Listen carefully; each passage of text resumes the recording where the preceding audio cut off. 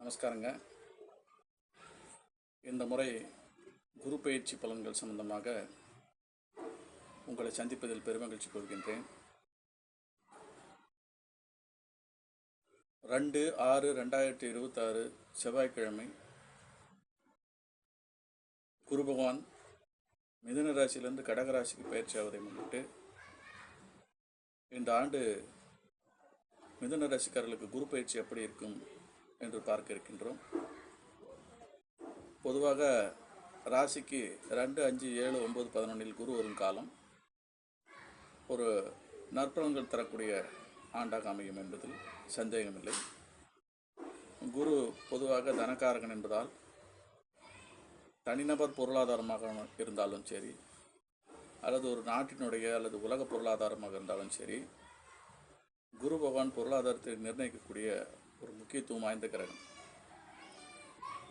ஜீவனக்காரகன் என்று சொல்லக்கூடிய சனி பகவான் எப்படி ஒரு தொழில் நிலையை பற்றி அனைவருக்கும் பொதுவாக சொல்கிறதோ, அதுபோல ராகு கேதுகள் ஆண்டு கிரகங்களிலே ஏற்படக்கூடிய பயிற்சியினாலே பேரிடர்கள் சம்பந்தப்பட்ட அறிகுறிகளை ராகு கேதுகள் காட்டும். அப்படி ஆண்டு கிரகங்கள் என்ன சொல்லக்கூடிய இந்த சனி பயிற்சி, குரு பயிற்சி, ராகு கேது பயிற்சி இவற்றில் மிதுன ராசிக்காரர்களுக்கு இந்த ஆண்டு குரு பயிற்சி மிகவும் சாதகமான நிலையில் வந்துள்ளது. 2ஆம் இடத்தில், அதுவும் உச்ச ராசியில். அதே நேரத்தில் மிதுன ராசிக்கு இந்த ஆண்டிலே ஏற்படக்கூடிய மத்திய பகுதியில் ஏற்படக்கூடிய ராகு கேது பயிற்சி மத்தியமாகவும், குறிப்பாக சனி ராசிக்கு 10ஆம் இடத்தில் ஆண்டு முழுவதும் ஒரே நிலையில் இருப்பது சற்று பலவீனத்தையும் உண்டாக்குகிறது. குரு பொருளாதார கிரகம் என்று ஏற்கனவே சொல்லியிருக்கின்றேன். அப்போ இந்த வருஷத்தில் மிதுன ராசிக்காரங்களுக்கு பண கஷ்டம் எதுவும் இருக்காது. படிக்கிற பிள்ளைங்களாக இருந்தால் நல்ல மார்க் வரும்.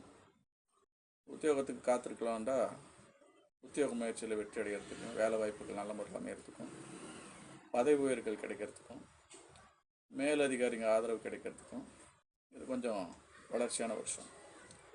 அதே நேரத்தில் திருமணத்துக்காக காத்திருக்கிறவங்களுக்கு திருமண முயற்சி, குழந்தை பேருக்காக காத்திருக்கிறவங்களுக்கு குழந்தை பாக்கியம் அமைகிறது. இதெல்லாம் இந்த மிதுன ராசிக்காரங்களுக்கு இந்த வருஷம் தடை இல்லாமல் தன்னை போல் கிடைக்கும். ஆனால் இந்த சனி 10ல் இருக்கிறது அப்படி நாம் இந்த மிதுன ராசிக்காரங்களுக்கு கொஞ்சம் பலவீனமாக இருக்குதுன்னு எடுத்து பார்த்ததில்ல.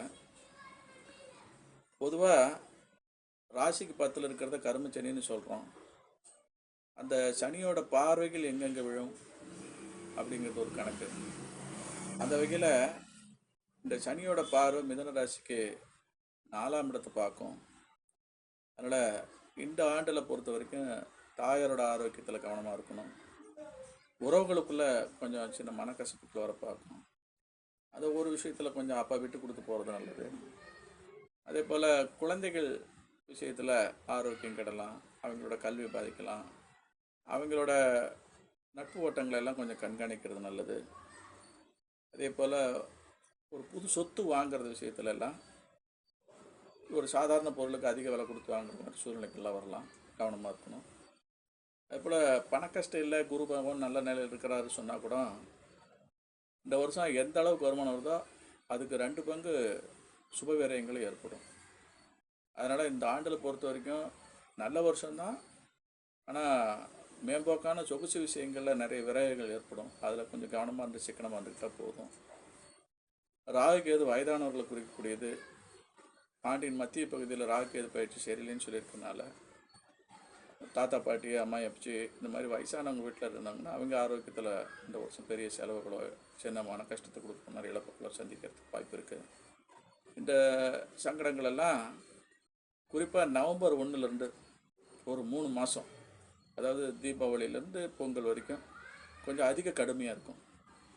ஏன்னா அந்த நேரத்தில் குரு அதிசாரத்தில் சிம்மத்துக்கு போயிடுவார். ஸோ ஏற்கனவே குரு பயிற்சி சாதகமாக இருக்குதுன்னா அதுவும் வீக் ஆகிறது. சனி பகவானோட அந்த கர்ம சனியோட பாதிப்புகள், ராகு கேது பயிற்சி கூட எல்லாம் கொஞ்சம் அந்த நவம்பர் 1லேருந்து அது குறிப்பாக ஒரு 3 மாதத்துக்கு கொஞ்சம் கவனமாக இருக்கணும் அப்படின்னு சொல்லி போட்டிருக்கு. பரிகாரம் அப்படின்னு சொன்னால் சனி பகவானுக்கு உண்டான பிரீதி அதிகமாக செய்கிறது. சனிக்கிழமை ராகு காலத்தில் பைரவருக்கு அர்ச்சனை பண்ணுறது, சரபேஸ்வரர் வழிபடுறது, அமாவாசை நாட்களில் குலதெய்வ கோயிலுக்கு போய் அன்னதானங்களை செய்கிறது, அப்புறம் உங்கள் ஜாதக தசாபதிக்கு தகுந்த மாதிரி 1-2 பரிகாரங்களை கூட சேர்த்திங்க. மற்றபடி குரு பயிற்சி இந்த ஆண்டில் மொத்தமாக 12 ராசிக்காரர்களுக்கும் தரவரிசை அமைச்சு இதில் நற்பலன்கள் கிடைக்கக்கூடிய வாய்ப்புகளில் அவங்களுக்கு எத்தனாம் இடம் அப்படி பார்த்தோம்னா, மிதன ராசி இந்த வருஷத்தில் குரு பயிற்சி நல்லா இருந்தாலும் அவங்களுக்கு என்னோட தரவரிசை கணக்கில் 8ஆம் இடம் வழங்கப்படுகிறது. அதனால் இந்த வருஷம் மிதன ராசிக்காரங்க கொஞ்சம் தனக்கு கீழே வேலை செய்கிறவங்க, வேலையாட்களை வச்சு வேலை வாங்கக்கூடிய தொழில் நிறுவனங்கள் வச்சுருக்கிறவங்க, இந்த வேலையாட்கள் வகையில் கொஞ்சம் சின்ன சின்ன சங்கடங்களை தொழில் அனுபவிக்கிற மாதிரி வரும். பெரிய கன்சர்னில் வேலை செய்கிறவங்க கூட தனக்கு கீழ்நிலையில் இருக்கிறவங்க கூட கொஞ்சம் விட்டு கொடுத்து போய்க்கிறது நல்லது. மற்றபடி இந்த ஆண்டு மிதுன ராசிக்காரங்களுக்கு பொறுத்த வரைக்கும் பொருளாதார பலம் நல்லதாக இருந்தாலும் சின்ன சின்ன மனக்கசப்புக்களை தாங்கிக் கொள்கிற ஒரு சூழ்நிலைகள் இருக்குது. அதுலேருந்து நம்ம மீண்டு வரத்துக்கு கொஞ்சம் நான் சொன்ன மாதிரி சனி பகவான் விஷயத்தில் தொடர்ந்து சனிக்கிழமை காகத்துக்கு எள்ளு சாதம் வைக்கிறது, மாலை நேரங்களில் சனி சொன்னுக்கு தெய்வங்கள் போடுறது, அர்ச்சனைகள் பண்ணுறது, வாய்ப்பு கிடைச்சா ஒரு நேரம் திருநள்ளாறு போயிட்டு வர்றது நல்லது. நமஸ்காரங்க.